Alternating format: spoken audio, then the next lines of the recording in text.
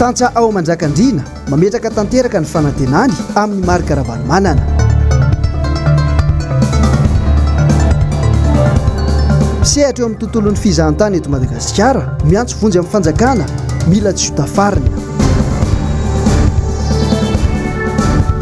Fitantanam-bolam-panjakana 724 nidina 470 ny fampiarana azy.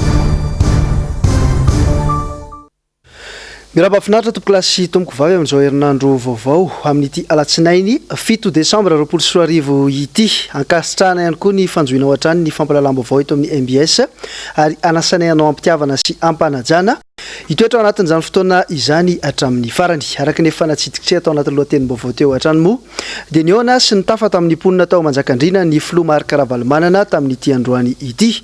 Tsy ianara teo ny andro tany an-toerana ka dia nararoatra ny antsena ny tenany ary ny tafa tamin'ireo mponina nazarany marary ny alahelony tamin'ny filoha marika Ravalomanana tany an-toerana. Fanady adiny Germaine Menjanary rindra tsara ny Manora Andriamalala.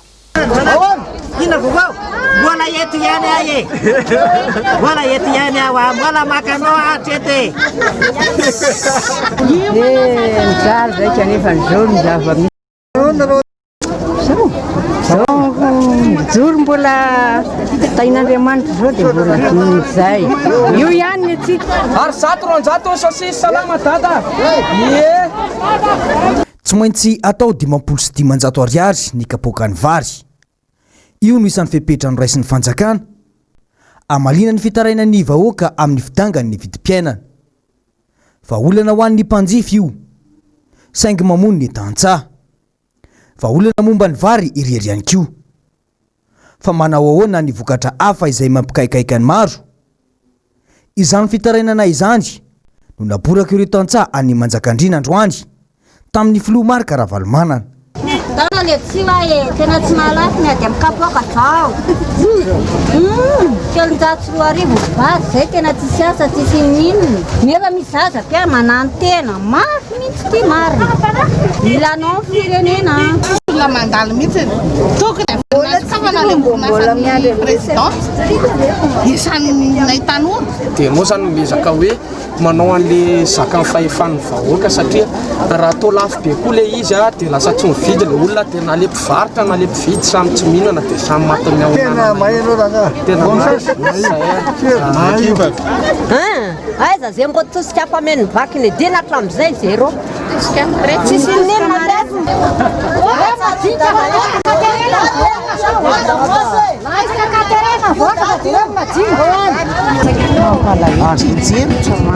Miarabe miakatrany amin'ny darmala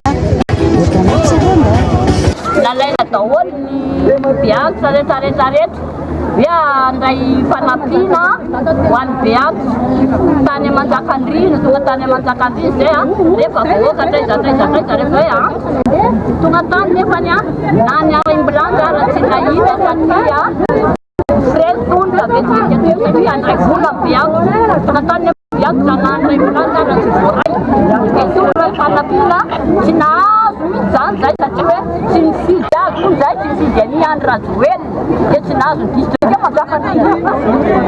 Ny aina teo anivon'ny tontolo ny fambolena sy ny fiompiana ny filoha marika Ravalomanana. Mahalala tsara ireo olana ireo. Izany no isan'ny nanaovany lahara-pahamehana ny tontolo ny fambolena sy ny fiompiana nandritra ny fotoana ny tondrany. Tadidiny ireo tantsaha tsara izany amin'izao fotoana ary isan'ny mahafaly azy ireo rehefa mba tsy dia ny ray aman-dreny ta.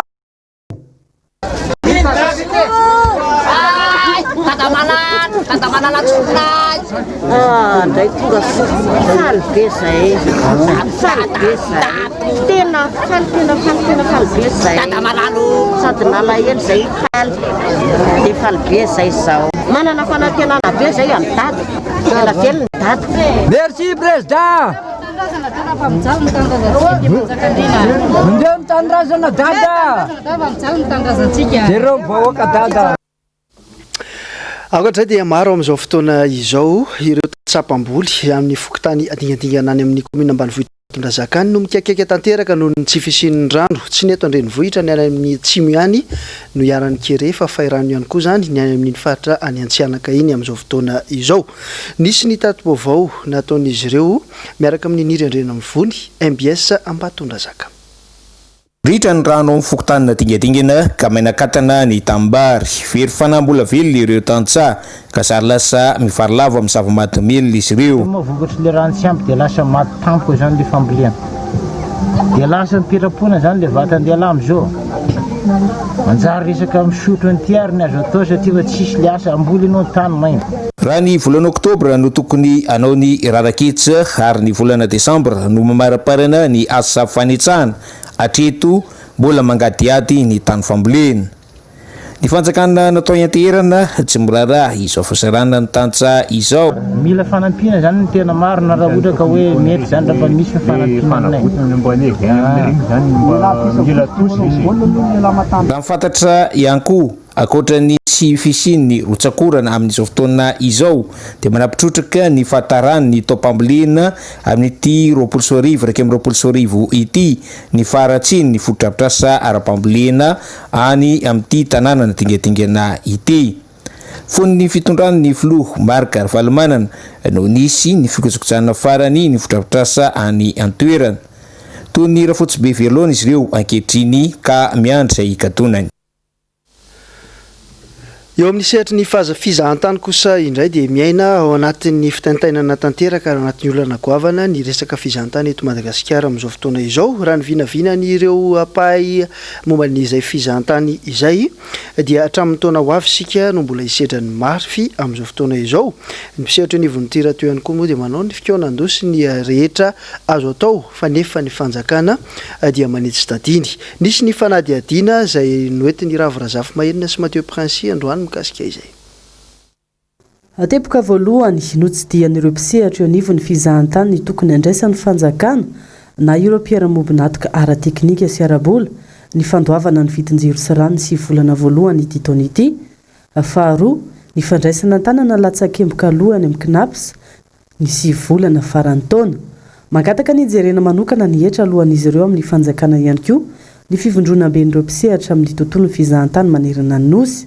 Anisan'ireo sehatra nahita faisana noho ny Covid-19 ny tontolon'ny fizahan-tany eto amintsika. Ity sehatra ity anefa no anisany mampidi-bola betsaka indrindra ao anaty kitapo-bolam-panjakana. Olonanarivony ihany koa no mivelona manodidina izany. Ho an'ny taona ho avy, tsy nisy ny famandrea-toerana nataon'ireo vahiny ho avy hiala sasatra eto amintsika raha ny fanadihadiana natao. Betsaka raha teo ireo trano fandraisam-bahiny no nikatona sy voatery nandroaka piasa. Aujourd'hui, les entreprises touristiques en province sont pratiquement en faillite. Une grande partie d'entre elles.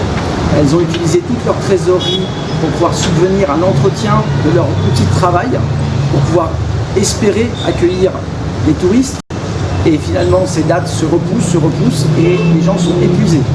Ils ne voient plus d'avenir. Leur outil de travail va commencer à dépérir. Il n'y a plus d'argent dans les caisses. Les employés de tous ces secteurs qui représentent un nombre important de personnes et toute une chaîne de valeur, voilà, si on pense sur la côte, il y a en même temps le petit piroguier, il y a en même temps le guide, il y a en même temps le tuk-tuk, il y a en même temps l'hôtelier, voilà, les prestataires de services, toute cette chaîne de valeur est impactée et ne voit plus d'avenir. La situation est catastrophique. On a besoin vraiment d'urgence, non seulement d'une aide au niveau des dettes des entreprises pour pouvoir les alléger à une reprise, mais aussi d'une ouverture. Ny fizahan-tany anatiny ihany hatreto noho izany no ahafahana mamelona ity sehatra ity, tsy ny malagasy rehetra nefa no afaka hatakatra izany. Ny sarany mora indrindra izao manodidina ny 2 alina ariary hatramin'ny 3 alina ariary karazana fitsangatsanganana iray andro fotsiny ihany. Manomboka amin'ny 2 hetsy ariary no mihoatra any kosa no alohan'ny olona iray raha hiala sasatra ny amoron-dranomasina. Mbola azo lazaina fa ho lavitra ny ezaka amin'izao fotoana izao raha momba ny ady amin'ny kolikoly eto Madagasikara. Ny Afrobarometra no anisan'ny maro-pitrefy mpandrefesana manambara izany ary nisy ny ezaka maro entina mangorana ny kolikoly eto amintsika. Saingy raha ny hita aloha dia mbola betsaka ny ezaka tokony arenina indrindra ny mijoro ny Transparency International amin'izao fotoana izao ary manao hetsika mandritra ny ateloana izy ireo eny amin'ny talarariasina eny. Fanadihadiana eo amin'ny sariny Andry Rakotomalala. Roapolo taona zao nefa Madagasikara ny Transparency International tamin'ny alalan'ny Transparency International Initiative Madagasikara. Ankoatra ny fanentanana nahalalana azy dia niditra an-tsehatra amin'ny famontsim-pitsirana ireo trangana kolikoly misy eo anivon'ny raharaham-panjakana sy ireo sehatra mikasika ny olom-pirenena na ny intérêt public ity fiarahamonim-pirenena ity. Ny sehatra nanjakany kolikoly tsara aloha manamarika fa isaky ny roa taona dia mivoaka ilay antsointsika hoe GCB Global Corruption Barometer izay mandrefy ny kolikoly isaky ny seha-piarina tsirairay avy. Ny anankitelo voalohany dia ny polisy sy ny gendarmerie dia ny fitsarana mandray anjara izay fa ny tena tsara dia ny olona tsirairay mandray anjara. Tsy atetritsika amin'ny biankona amin'ny fanjakana fa io miainga amin'ny tsirairay aloha voalohany indrindra. Fiovahan-toetra mampihetsika ny tsirairay no mitondra an'io. Dia rehefa ny tsirairay no miova dia be da be no miova dia misy fomba fiteny zay hoe l'exemple vient d'en haut. Fa zay ihany koa dia te hitondra fomba fisainana hoe l'exemple peut venir d'en bas zany hoe afaka miainga ambany koa ny ohatra ary isika rehetra vondrona no afaka miady amin'ny kolikoly. Manana tanjona ivelatra amina seha-piarina hafa ny transparency manomboko izao satria mahatsapa fa na dia efa 20 taona niasana aza dia tsy mitsaha mitombo ny trangana kolikoly eto amin'ny firenena. Marobe ny atao hoe tetikasa sy sehatra ny asana. Anisan'izany resaka fananantany, ny fahasalamana, ny fitatana ny fotony, ny fijerevana ny volam-panjakana. Hetsika maro no anamariana ity izay aritra hatramin'ny alarobia ho avy izao. Isan'izany ity fampiratiana etsy amin'ny tahalarary asiny ity. Ny fifaninanana adi-hevitra momba ny kolikoly sy ny famoahana ny vokatry ny investigation nataon'ireo mpanao gazety malagasy miara-miasa aminy, mivondrona ao amin'ny malina sy ny trandraka. Herinandro vitsivitsy sisa dia higadona ny fetin'ny krismasy na ny fetin'ny noely. Efa mitobaka eny an-tsena amin'izao fotoana izao ny hazo noely sy ireo haingo maro isan-karazany mifanandrify amin'izany. Mbola tsy manana ny eritreritra ny hanjifa izy ireny nefa ny olom-pirenena amin'izao noho ny olana ara-tsosialy sy ny fidiram-bola ambany dia ambany amin'izao fotoana izao. Fa na dia tiana mikasika an'izay indrindra no ny sahan'ny miala rary nombana tamin'ity androany ity teo amin'ny rindran-tsary ny Mathieu Princy. Fahasahiranana sy tsy fisiam-bola ireo no nasesika ireo olona tafarizaka taminay teny Analakely sy ny manodidina androany raha nanontaniana mikasika ny fanjifana ny hazo noely sy ny kojakoja miaraka aminy amin'izao akatoko ny krismasy izao. Tsy rototra ny hividy izany akory ny ankabeazan'ireo olona na tena fahafapony zanak'izy ireo sy ny ankohonany aza. Misy amin'ireo ray aman-dreny no manana eritreritra ny hividy izany saingy tsy afaka ny hivalapatra noho ny tsy fahampiny ny eo am-pelatanana. Ny tsikarotra ihany koa dia ireo mpivarotra no mameno tsena raha mbola variana amin'ny fiainana andavanandrony sy ny fahasahiranany ireo mpividy. Voeritreritra aloha raha misy fahafahana fa ilay fahafahana mihitsy mbola tsisy izany tsisy vola mihitsy. Tena tsy mividy sapin fa tsisy vola natokana ho an'ny fety mihitsy tamin'ity fa sarotra be ilay fiainana. Izy tsy maintsy mba mena kilalao kely fa le sapin azo ampandeferina zany dia mandefitra. Le budget zany tsy dia hoe misy tsisy hoe budget atokana fa zay eo no alamina mba apety an'ilay izy. Entsenkilany dia mitaraina noho ny tsy fisian'ny mpividy ihany koa ireo mpivarotra hazo noely sy ny kojakoja miaraka aminy. Maro amin'izy ireo no tsy mitondra vola mody matetika noho ny tsy fisian'ny tsena. Misy fiatraikany avy hatrany amin'ny kapoakarotsaka nefa izany. Le vidiny efa miakatra aloha izy fa le tsena tsy dia mandeha matiny le vitasyn'olona izy dia tsy mandeha. Ny vidina sapin koa zakan'ny vola mpanjifa zany le izy ny tena marina satria ny vola tsisy nefa ny entana miakatra. Ny akoatrany tamin'ny akotaona zao niakatra 20% vidiny. Hitanao ihany moa vidim-piainana amin'izao tena mitangana be eo amin'ny volantsika kely. Ny olona magnanontany betsaka fa ny olona zany mbola tsy dia tena hoe mandray anjara aloha zany raha fahitana anazy amin'ny ankapobeny. Zay ako izay ao anatin'ny herinandro tsy malafo mihitsy ny naray ako. Tsy mandeha mihitsy fa ny olona angamba tsy manam-bola amin'izao dia tsisy mividy fa akavitsiana mba vidy. Raha tamin'ny heritaona zao ohatra zao tokony efa alafolo fa amin'izao na ray ara mbola tsisy mividy. Niakatra daholo ny vidin'entana rehetrarehetra. Tonga dia niakatra hoe atsasany mihitsy zany entana alaina 12,5 zao dia lasa 22,5. Nefa tsy mandeha aty amoron-dalana aty. 7 ariary ka hatramin'ny 3 ariary moa no vidin'ny hazo noely eny Analakely sy eny Tsaralalàna. 3,4 ariary kosa ny vidin'ny girlande ary manomboka eo amin'ny 7 tsy latsaka ny vidin'ny jirokely araka ny nambaran'ireo mpivarotra hatrany. fa eo amin'ny sehatra ny kanto kosa indray ny senykolotsaina dia minanambara ireo mpanakanto fa mbola sarotra no mivelona amin'ny zavakanto amin'izao fotoana izao. Sehatra iray mila tosika tokoa ny zavakanto eto amintsika ary nisy ny valandresaka ho an'ny mpanao gazety nataon'ny mpanakanto androany teny izara teny ampasany malo teny fanadiadina ao netiny Jessica Miray rindra tsara ny tahiry ny aina. Eto amintsika raha vao miresaka hoe zavakanto dia mozika sy raviatrano no mby ao an-tsaina toy ny hoe tsy misy zavakanto ankoatr'izay any ka miantraika mivantana amin'ny mpanakanto hafa izany. Sarotra ny mitady lalam-barotra ohatra, sarotra ihany koa ny mampahafantatra ny tena sy ny zavakanto vita. Olana be ireo eto amintsika. Ny olana eto mpanakanto raha maha-mpanakanto dia ny fitaizana, ny resaka sensibilité fahatsapana satria tsy ampy izay fitaizana izay dia tsy ampy ny fahatsapan'ny olona dia zavatra mahazatra azy ihany no tian'ny olona. Anankiray izay anisan'ny olana faran'izay goavana indrindra ohatra ny tsy hita mihitsy fandrosoana ankehitriny fa dia miandry mino fa tokony misy zany, tokony misy zany fa miankina amin'ny lamina rehetrarehetra ary io tsy andrasana an'izaniza aloha fa alao zava. Ankoatra ny hoe fahasarotana amin'ny fampahafantarana dia sarotra ihany koa no mivelona amin'ny alalany tsy toy ny any ivelany. Tsy mahavelona zavakanto eto. Ny antony dia tsotra fotsiny tsy tonga ao amintsika mihitsy aloha le hoe ndao atao mahavelona le izy. Zany hoe midika hoe mahavelona dia rehefa manao zavatra dia misy manjifa. Tsy hisy anjifa mihitsy ny zavatra ataoko iny rehefa tsy fantatry ny olona.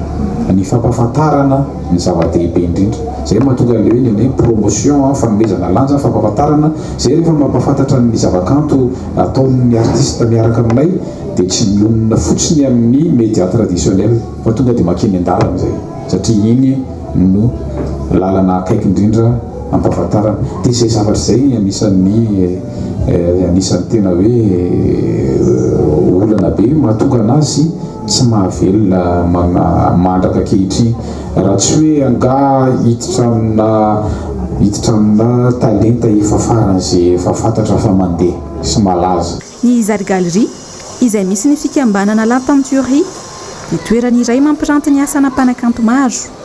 Isy ny antsika maro karakarain'izy ireo amin'ny famaranana ny titony ho fanohanana ny mpanakanto malagasy. Marary tsy mbola tafarina ny toe-karena malagasy amin'izao fotoana izao raha ny fantatra dia nitakaitra vokatry ny Covid-19 no tena antony izany. Araka izany dia isy hetsika karakaraina orinasa tsy miankina iray manokana hanomezana sehatra ihany koa ireo orinasa tsy miankina namany. Fanadiadiana noentiny miala rary nombana sy Mathieu Prince Atrany. Hetsika vaovao afahana mampafantatra sy manome lanja ireo mpandraraha sy mpamokatra ny vita malagasy ny foara 4M na ny Madagasikara mijoro, mirahina, mifaly. Tsy ireo vahoaka malagasy izay mbola tsy mahafantatra ny orinasa mpamokatra ireo entana toy ny savony fampiasa amin'ny fiainana andavanandro eto an-toerana ihany no terna ao anatin'io hetsika io fa avelany ihany koa ny vita malagasy izay hita fa manana ny lanjany. Ankoatra ny fanarenana ny toerana izay hita ho ny totongana tanteraka taorian'ny amehana ara-pahasalamana dia tanjona ao anatiny ity hetsika ity ihany koa ny famerenana ny asa mandraraha amin'ny laoniny. Première foire physical sady eo izy physiquement no nisaka izay amin'ny toeran-kafa hoe tady lalana barotra any ivelany. Tsy maintsy manao exportation. Satria raha tsy manao exportation ianao dia melatsaka midina ny ariary. Exportation ihany afaka hoe redressena ny ariary etraka. Ary io fotoana io mampiseho ireo rehetrarehetra ahafany hoe tonga saina ny mpanjifa malagasy tsy voatery vidy zavatra avy any ivelany.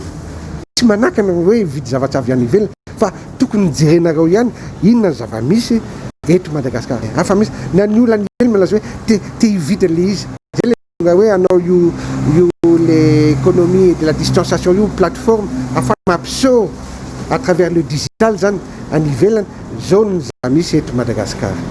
Amin'ny fotoana io sady redémarrage économique sady hoe manao découverte amin'ny produit tena made in Madagascar. Marina fa 17 ka amin'ny 20 Desambra ho avy izao no manaovana ity hetsika fanasongadinana ny mpandraraha sy ny vokatra vita eto Madagasikara ity eny Tanjombato. fa ivadika maresaka iraisam-pirenena isika itoy ary mbola nitoy hatramin'ny maly tsy miova ny fangatahana ataon'ny atoko-panohitra ny Biélorusie amin'izao fotoana izao dia ny fialan'ny filoha Lukashenko ao anatin'izany fanadihadiana hoentin'ny ravirazafy mahenina eo amin'ny sariny Mathieu Princy.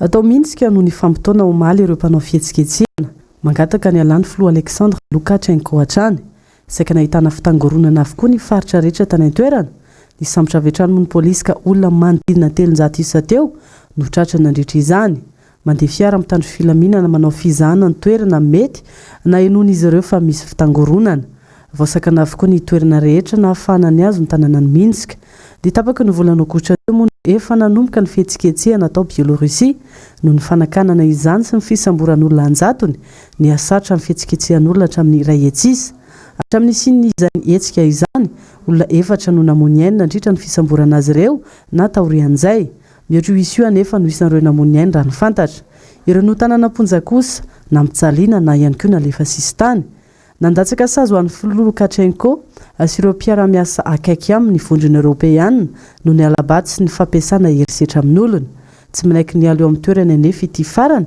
raha mangataka ny alany kosa ny ankamaroan'ny vahoaka entina anisan'ny firenena manohana azy moa i Moscou. Any makasika iny resaka fampalalam-baovao any ivelany iny kosa fa ivadika amin'ny maresaka eo amin'ny pejany politika isika. Afaka 10 andro dia isy ny fifidianana eto Madagasikara. Mbola anaty fampelezan-kevitra tanteraka ireo kandida amin'izao fotoana izao ary nandritra izay fotoana izay nefa dia tsy nitsahatra hita nisy tsikera teto amin'ny firenena mikasika ity fifidianana ity. Inona no mety ho anton'izay? Mamalina ny fanontaniana fanadihadiana natao tamin'ireo olom-pirenena teny an-dalana eo amin'ny sariny Andry Rakotomalala.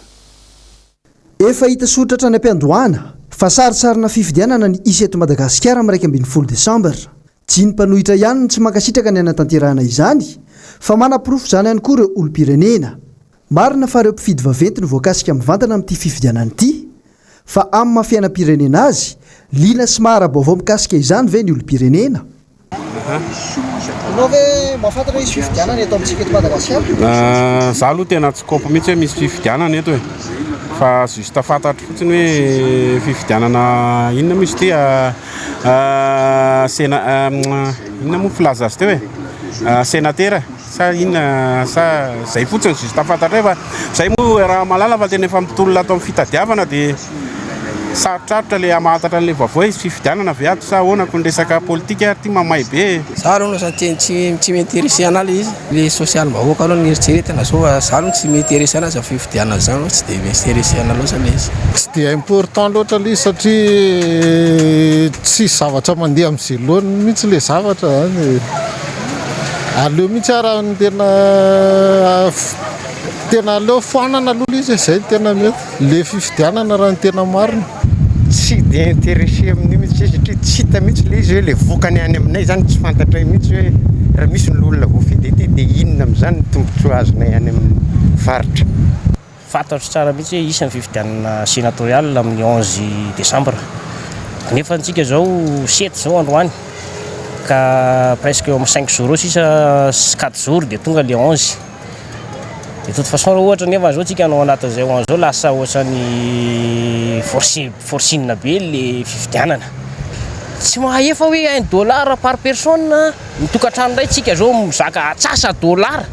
Zara fa ahita atsasa $, zany ara fofovolo vao ahita an'izany nefa nareo zao mandany vola amin'ny resaka sénatorial élection atsy élection tsy lahara-pahamia zany tokony jerevanareo aloha ny social-mbahoaka. Fantatra hoe isy fifidianana zany eto Madagasikara po? Tsy mahafantatra, ça m'intéresse pas. Tsy mahaliana anahy le fifidianana. Tsy tiako ohatrany le izay tonga eo ohatrany tsy mitsinjo an'ilay vahoaka daholo. Ahoana hono tsy alalako hoe misy fifidianana loholona zao tsy maiko zany tsy important zany ny fifidianana loholona raha amiko manokana satria za zao tsy mpifidy vaventy kanefa mba manaraka akaiky ny toera raha-pirenena koa nefa dia amiko zany ny vidim-bary aloha aina satria inona moa mamaiky amin'izay fifidianana loholona io ary naiko ravaina.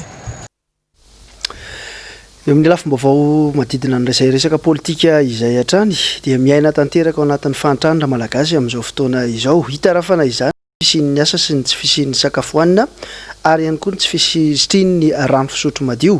Sombitsombiny amin'ny fanambarana nataon'ny sombahoaka ny Madagasikara mivahiny ao anatin'ny fandarana dinika izany. Fetra Ralavazafimbololona mivahiny oetin'ny Joël Ralevohita rehefa avy eo ary ao anatin'ity sombitsombiny fanadihadiana oetin'ny Ravo Razafy Mahenina sy Mathieu Pransity. Manomboka mialalina ny lavaka manasaraka ny manan-karena sy ny manitra eto amintsika. Mivarotra no azon'ireo tsy hanasa ataona ihany koa ireo tsy manana atom-pivelomana raikitra, tsy misy anefa ny mpividy, sarotra raha teo ny mampiakatra ny vokatra ty andrenivohitra ohatra. Fa tiantoko anao teraka izany satria amidy mora ny entana. Velotarain'ireo tantsaha, tsy hita ny fitondram-panjakana ny tontolo ambanivohitra. Malala-tanana no mitondra ny anjara birikany, anampinina sy manoro-hevitra ny akamaroan'ireo tantsaha sisa. Na ny tantsaha, na ny mpiopy, satria na ny vokatra tsy misy mpandray. Andro misy ny any Ambatomanga zay malaza amin'ny resaka fanaovana fromage.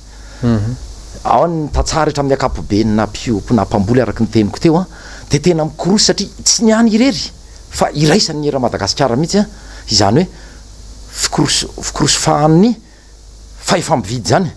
Ary hita izany azonao tsapahitanana fa ny vahoaka rehetra iray manontolo na renetriretinareo hoe mbola mba hoe teo atenatenany dia fa midina aty ambany aty dia tsy resaka hoe miaina ntsony le vahoaka fa miady amin'ny fahafatesana sanatry ny vava le miady amin'ny anoanana fotsiny fa dia fa mihinana anaty zarizary ny fianarana moa tsy resahana intsony fa fitarainana zany makeny atseny izahay fitaraina n'ireo renim-pianakaviana mitrotro ny zazakely anankiray nefa ny zanany amin'io fa efa tsy vita ntsony na mamelona azy areo izy araka ny tegna te manga kely etsy misy manoko poivron etsy nisy nanoko paisy tetsy satria zany nisy vokatra zany amin'izao fotoana zao dia tena hoe tsy mandeha ny tsena, tsy misy tsena mandeha satria tsy miodina le teo karena. Mpividy tsy misy maso karena araka ny tegniko teo be dia be dia ao anatin'ny akapobe le teo karena tsy miodina izay dia manitra le vahoaka nefa ny asa tsy misy. Faly izy nahita amin'ny filora valomanana ary naseho any tamin'izany ny mbola fanantenana napetrany amin'ny filora valomanana sy hoe hafa ihany tamin'ny andron'ny président Ravalomanana. Horanao manontolo anatin'ny fandarana dinika aorianan'izao fotoana ny fampalalam-baovao izao dinika niarahana tamin'ny Joël Ralevohita sy ny solombavam-bahoaka fetra Ralavazafimbololona iny fa mitoy ny vaovaontsika nanatanteraka adi-hevitra azony rehetra anatrehana androany ny fiarahamonim-pirenena CCOC sy ny fiarahamonim-pirenena roy teny Ambatondrakanga teny nanatanterahana izany hetsika izany nifantoka indrindra mikasika ny volavolan-dalàna ny fe ny fitantanam-bola taona 7.4 izay adi-hevitra izay. Miray sary ny tahiriny aina. Isaky ny roa taona ny tokony atao ny projet de loi de règlement araka ny lalàna. Izany hoe tokony tafiditra anatin'ny fivoriana ara-potoana voalohany eny anivon'ny parlementaire roa taona aorian'ny fampitsiaran'ilay lalàna. Ny projet de loi de règlement PLR fampiasam-bolam-panjakana ahafahana mandrefy ny asa vita ny fanjakana. Saingy amin'ity herinandro ity vahodiny eny anivon'ny antenimera ny PLR ho an'ny taona 7.4. Nahitana fidinany ny fampiarana ny teti-bolam-panjakana tamin'ny taona 7.4. Midina 7.7 isanjato raha ny tany tamin'ny taona 7.4. Izany hoe ny 90 isanjato. Le dikan'izay moa zany dia hoe tsy nampiasain'ny fanjakana le vola ambony. Eo moa zany no mipetraka hoe mila manazava tsara ny fanjakana satria zéro budgetina no resahana rehefa tsy lany moa zany le vola nefa ao anatin'ny trésorerie ahoana tsara moa zany ny report de trésorerie momba an'izay ahoana ny fampiasana le vola amin'izay zavatra izay mila hazavay ny tompony andraikitra mampanatanteraka dia zay moa le hoe tokony mba tsara ihany raha teo ny ministère-ny économie finance nanazava an'izay. Misy androany ny adi-hevitra azo ny rehetra anatrehana no karakarain'ny fiarahamonim-pirenena CCOC sy ny hetsika roy. Niarahana tamin'ny Cour des comptes tsy namaly ny antsy kosa ny avy amin'ny ministèran'ny vola sy ny fitantanam-bola. Raha ho an'ny fiarahamonim-pirenena mbola tsy ampy ny mangarahara amin'ny fitantanam-bolam-panjakana eto amintsika. Fa io moa zany le atsika mbola ataon'ny fiarahamonim-pirenena foana hoe tsy ampy le antotan-kevitra azo avy any amin'ilay document budgétaire mipetraka reny. Ohatra zany hoe le transfert tsy fatatsika mazava hoe isakay no mahazo tombontsoa amin'le transfert. Raha Jerama ohatra fatatsika hoe mahazo transfert tsy fatatsika hoe ohatriny izay transfert izay. Aty amin'ny ministère économie et finance izay tena hoe misy transfert à BDB tsy fatatsika hoe daholo ahoana le fitsinjaran'le vola amin'izay lafin'izay le resaka budget d'exécution zany le hoe ahafantarantsika hoe makaiza tsara le vola rehefa volany aty amin'ny volavolan-dalàna tsy fantatsika ohatra hoe ohatrinona ny carburant ohatrinona ny téléphone ohatrinona ny cotisation nefa ny tokony mahazo zay fanazava hoe transparence zay tsika raha tokony izy satria décret mametraka le izy raha ny ena amin'ny fitopolo isanjato ary ny fampiasam-bola ny taona fito ambin'ny folo sy roa arivo nakaiza izany 420 isanjato ahoana no hamaleny fahefanam-panatanteraka azy nefa ny fitondrana azy efa niova fitantanana totalatra ny tsy fahaiza mitantana ihany izy ity naharitra 30 minitra ny enonan'ny Clémence Rarnirina teny amin'ny fitsarana nosy androany maraina raha ny loharanom-baovao azo itoy amin'ny 1 Desembre kosa ity raha-pitsarana ity raha ny fanadihadiana nataonay hatrany eo amin'ny sariny Andry Rakotomalala. Intelo niakatra fitsarana izay ty mpanolontsaina ny tanàna sady filohan'ny fikambanan'ny taksi eto Antananarivo ity.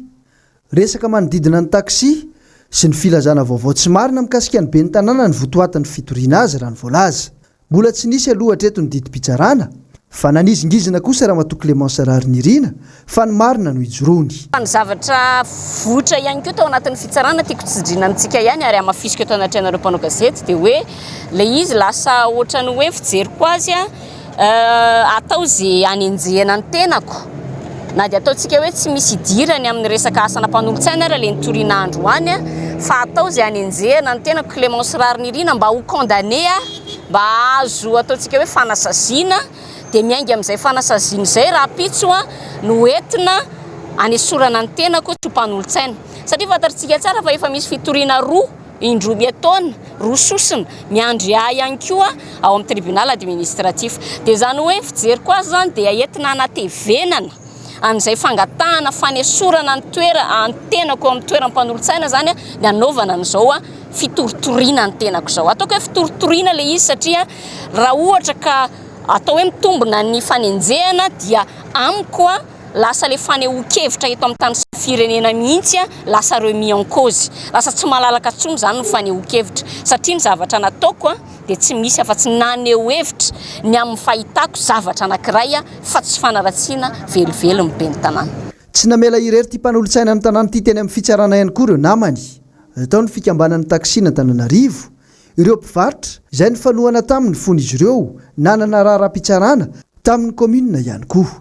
Ka izy ity moa araka ny efa niteneniko teo hoe irika anankiray atongavana ny fanesorana amin'ny mampanolontsaina ihany koa fa nampiseho ireo mpanolontsaina ireo fa solidaire vis-à-vis an Clémence Rarnirina ary ny zavatra rehetra nataon'ny Clémence Rarnirina dia ho an'ny tombotsoa am-bahoaka araka ny fidianan'ny vahoaka any rehetra.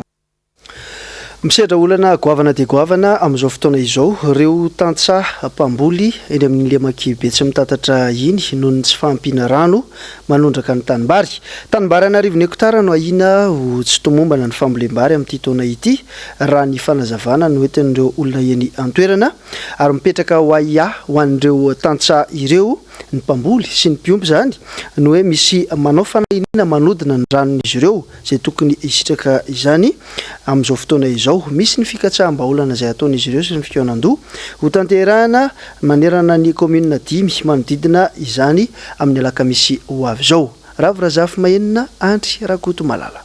Vokabary 7 taona isaky ny hektara no miakatra isan-taona eto amin'ny lemaka mitatatra mamotsy Antananarivo manodidina 50 hektara eo ny tanimbary mamokatra izany 5 tandindomindoza ny vokabary hiakatra manaraka eo tsy misy ny orana miaritra ny renirano Nikopa isan-taona nefa misy hatrany ny famoahana ny tohodrano manondraka ny tanimbary saingy tsy nisy izany tamin'ity ny vanim-taona toy izao nefa no tena erin'ny vokabary izany hoe ny rano tonga ny tanimbary vokatry ny tsy fahampiana izay rano izay na maina tanteraka ny vary vao noketsaina na manakofa rehefa vokatra. Ny ao ny commune Ambotrimanjaka, Fiombonana, Ambotrapeto, Akadomanga ary ny fokotany Nosy Bezevoly. Eo moa zany ny hoe fahafan'ny besiny maro satria ny hevitry ny rehetra no entina amin'ny fotoana eo zany mba hoe afaka isotran'Andriamanitra afaka ifampisotra ary afaka ifanakalo hevitra ihany koa satria mbola mandalo fotoan-tsaratra zany le makibe tsy mitatitra zany amin'izao fotoana zao dia tsy fampiniohana maina ny tany ny rano ny kiopa tsy fantatra hoe avaiza no misy olana satria raha ny tena fandeha zany dia tsy tonga eny amin'ny lemakio le rano tokony hanondraka an'izay tanimbary zay ka fotoana dehibe io afana mifanakalo hevitra fotoana dehibe ihany koa afana mitondra ny sosikevitra satria be dehibe ny resaka mandeha amin'izao fotoana zao hoe sanatria ve misy manakana le rano sanatria ve misy manao an'izao misy manao an'izao tsy mitsamiakatra ny vidim-bary eny an-tsena amin'izao tsy hita ny fampiarana ny baiko nomeny praiministra nilaza fa tazoma 500 sy 500 ariary ny kapoaka ny vary nilazo maty antoka ny mpivarotra ka tsy afaka mampidina avetrany entany mialatsaka anaty fahantrana lala ny Madagasikara tsy manambola ny vahoaka izao tsy ampiranona ny sotronana ny ambolena aiza ny fitondram-panjakana ny mevaolana raha tsahivina dia tsy any ambotry manjaka ihany no misera iny olana goavana noho ny tsy fisian'ny rano iny satria dia efa nisy fanadihadiana ny hoentina teto amin'ny MBS ihany koa fa iny distrikana Tsimondrano iny zany hoe mihazo anampita tafika iny dia maina tanteraka ny tambary amin'izao ary mitovy amin'izay ny olana dia noho ny tsy fisian'ny rano ny kopa mivily manondraka ny lemaka any an-toerana tapitra ny fampalalam-baovao tamin'ity androany ity ankasitrana toko lasy toko vavy ny safidinao tsy misaraka aminay eto amin'ny MBS misaotra ny teknisianina ny mpanao gazety ihany koa ny arany sala ary mirary ny sosiny tsara ao manaraka indray aza dinona ny fandarana dinika avetrany ao aorian'izao fotoana izao veloma toko